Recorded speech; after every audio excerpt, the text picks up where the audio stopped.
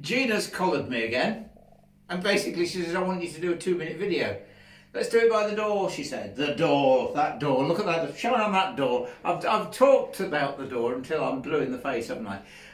So she said, we'll talk about something else that you've not talked about. And young Toby here, there's Toby, young Toby here just says, what are barber surgeons? I said, all right, I'll talk about barber surgeons then.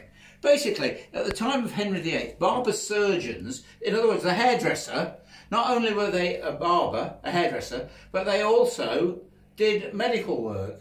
They were surgeons, and that's why, even to this day, a hairdresser's pole outside a hairdresser's shop is red and white stripes. That indicates the fact that when they were on the battlefield or wherever they were, to denote what they were, they had a pole with a blood-stained bandage wrapped around it, which is where the red and white pole comes from for barber surgeons. And they were given so many bodies a year. Henry VIII passed a law giving, I think it was about barber surgeons, 8 hanged bodies a year for dissection purposes, to learn more about medical science.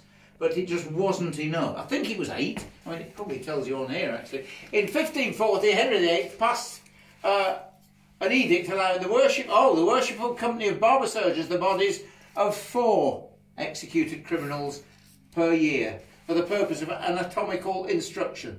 This was the sole annual provision and did not include the many unincorporated anatomists across the country, which effectively had no legal access to bodies. Unsurprisingly, practices up and down the country had a drastic shortage of cadavers, that's bodies by the way, for medical instruction, and often used illicit means to meet their demand.